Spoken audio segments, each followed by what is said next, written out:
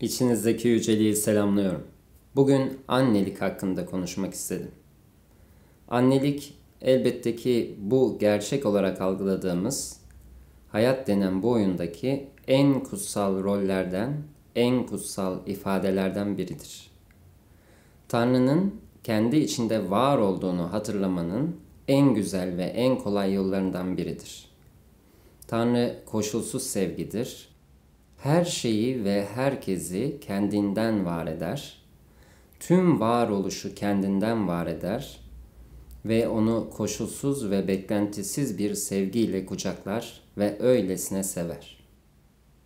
İşte annelik de bunu hatırlamak için son derece güzel bir yoldur, bir ifade buluştur ve bir roldür. Fakat bu dünyada, bu alemdeki mutluluğun sırrı rolden özgürleşmek. Yani kendini rolle ibaret zannetmeyi bırakıp kendi içindeki sınırsızlığa uyanmaktır. İçinde sınırsız olan o öze, o Tanrı'ya uyanmaktır.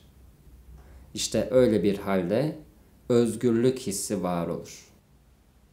Çünkü rol bir sınırdır. Kendini rolle fazla özdeşleştirirsen kendine bir sınır örersin. Özünün üstüne bir kabuk örersin. Ve bu hayatta artık sıkıntı var olmaya başlar. Çünkü olmadığın hali tutmayı sürdürmektesindir. Peki annelik kadar kutsal bir rol, bir ifade buluş bırakılınabilir mi? Bırakmak dediğim rolü bırakmak ya da onun gibi davranmamak değildir. Kendini sadece ondan ibaret zannetmeyi bırakmaktır. Öylesine bir sevgidir ki annelik, aynı Tanrı'nın sevgisi gibi o varlığa, varlık bulan o varlığa yani çocuğuna derin bir bağ ile bağlanır. Ve bu son derece güzeldir. Fakat sen rolü fazlasıyla sahiplenirsen, bu halde ortaya endişe, stres çıkabilir.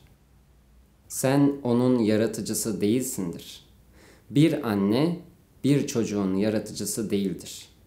Ebeveynler çocuklarının yaratıcısı değildir. Anne ve baba yaratıcı değildir. Sadece varlık bulan o varlığa, ifade bulan varlığın varlık bulmasına vesile olandır. Bu hayatta bu şekilde tasarlanmıştır ama hepsi Tanrı'nın ifade buluşudur.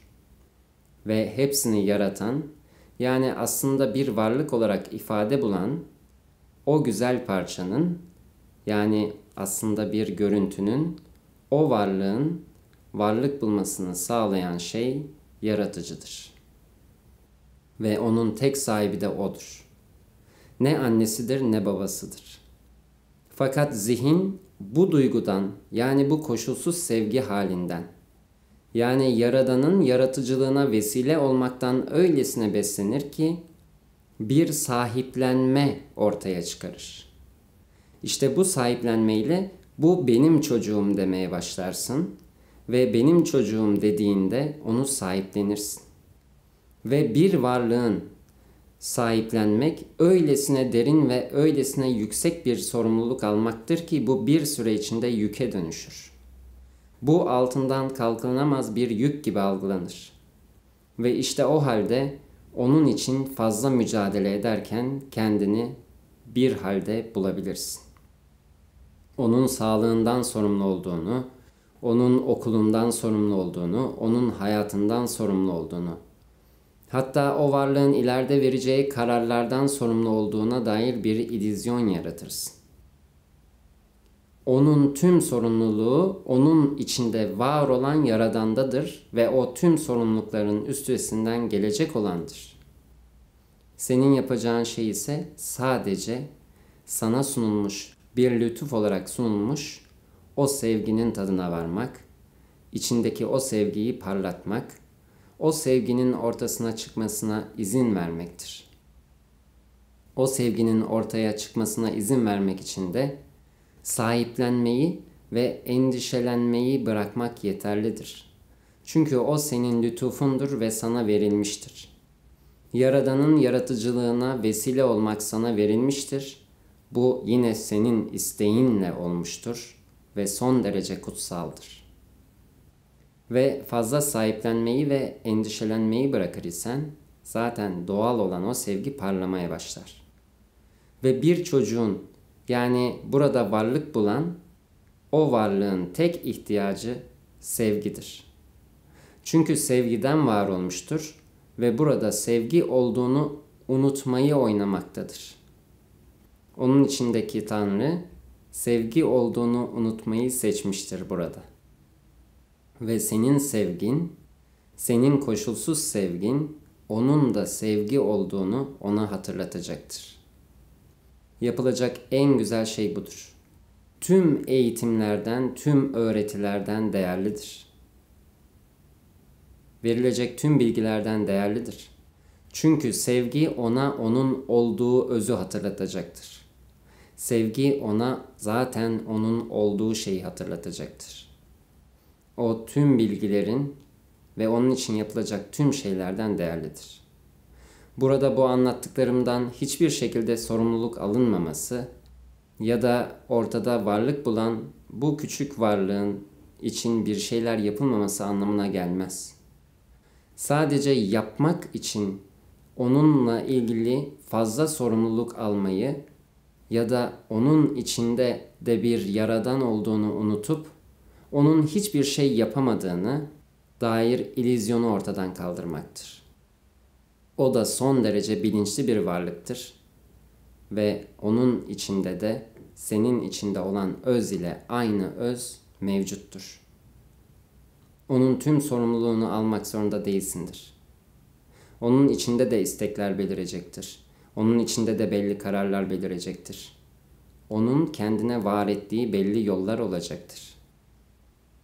Ve bu onun bu alemde yeni olarak bir varlık bulması onun hiçbir şey bilmediği anlamına da gelmez.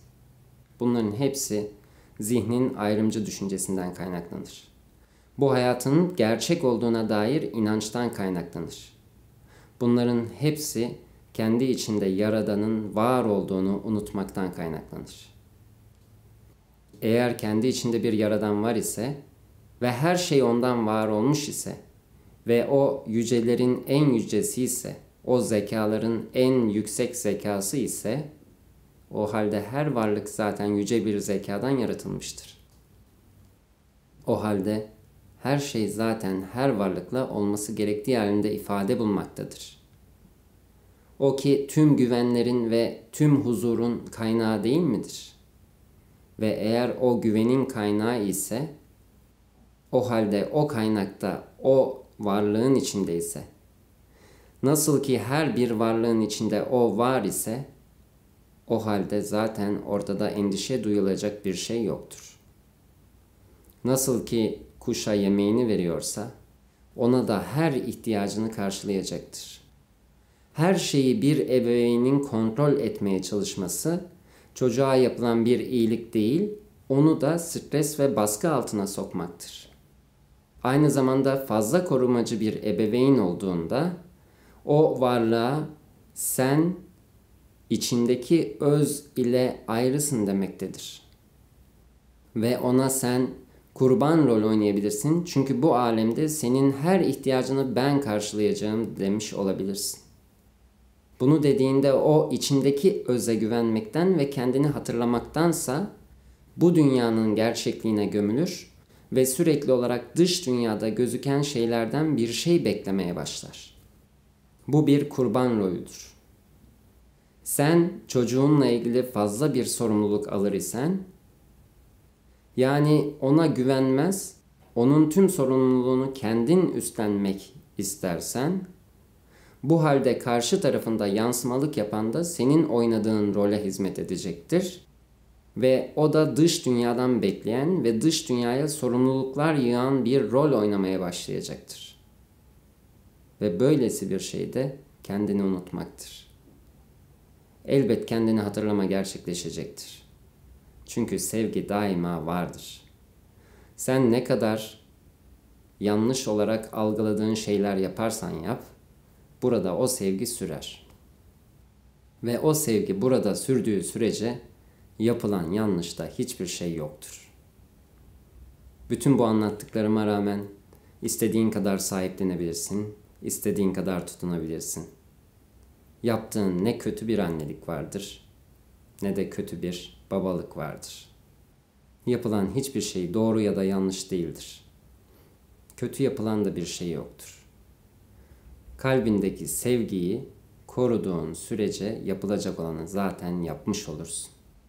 Benim burada anlattıklarım yanlış yaptığın için değildir ya da anne babalar yanlış yapıyor anlamında değildir. Sadece bu kadar endişe ve bu kadar stres ve bu kadar yük yüklerken burada var olan o yüce sevginin üstü örtülmektedir demektedir. Onun üstündeki örtüyü kaldırırsan her şey olacağına varır. Ve o halde Tanrı'nın muhteşemliği ortaya çıkar. Elbette ki çocuğun için yine bir üzüntü duyulabilir. O hasta olduğunda yine elin ayağına karışabilir. Fakat yine de içinde bir güven ve huzur hissi var olur. Ve o güven ve huzur hissi de o çocuk tarafından daima hissedilir. Ve durum ne kadar kötü olarak algılanırsa algılansın, onun tarafından da senin varlığının içinde bulunan o güven ve huzur hissi hissedilir ve o da korkulacak bir şey olmadığını hisseder. Halbuki sen role fazla gömülür ve üzerine fazla sorumluluk alır isen, o güven ve huzur hissi de öyle bir perdelenir ki onun tarafına da ulaşmaz ve onun tarafında da korku ve endişe var olur. Yapacağın şey fazla kendine yüklenmeyi bırakıp doğru bir anne, belki de doğru bir baba olma çabasını bırakıp her şeyin zaten doğru olduğunu kabul edip onun da içinde seninle aynı öz olduğunu bilip onun içinde de aynı Tanrı'nın var olduğunu bilip onun da bilinçli bir varlık olduğunu bilip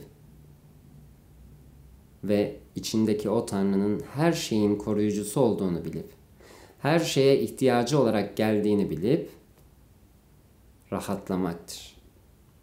Eğer rahatlarsan endişelerden arınır, üzerine yüklediğin yüklerden arınır isen sadece ortada içinde parlayan sevgi kalır.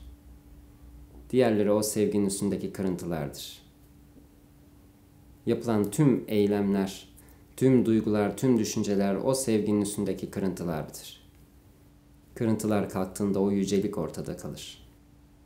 Ve o içindeki yücelik her şeyi halleder. O sevgi her şeyin, her doğru eylemin, her doğru kararın arkasındadır. O her şeyin başlangıcıdır. O her şeyi var edendir. O tüm eğitimlerden, tüm bilgilerden ötede olandır. O sana seni hatırlatacak olandır.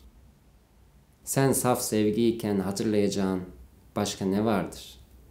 Sen saf sevgiyken bunun ötesindeki her şey bir illüzyon iken başka öğreneceğin ne bilgi vardır? Bir çocuğun sevgiden başka öğreneceği ne vardır? Bunun dışındaki her şey bu oyuna aittir. Tüm bilgiler bu oyuna aittir. Burada fizik yasası olarak adlandırılanla belirlenmiş, var olan bu oyuna aittir. Bunların ötesindeki tek hakikat sevgidir ve bu oyunu oynamanın da tek amacı zaten sevgi olduğunu hatırlamaktır. O halde bir annenin hiçbir şeyden endişe etmeden, kendine de fazla yüklenmeden sevmesinden daha yüce ne vardır? Sana sunulmuş o lütfun tadına varmanın ötesinde ne vardır? İçinizdeki yüceliği selamlıyorum. Her şey kalbinizin isteklerine göre şekillensin. Sevgiler.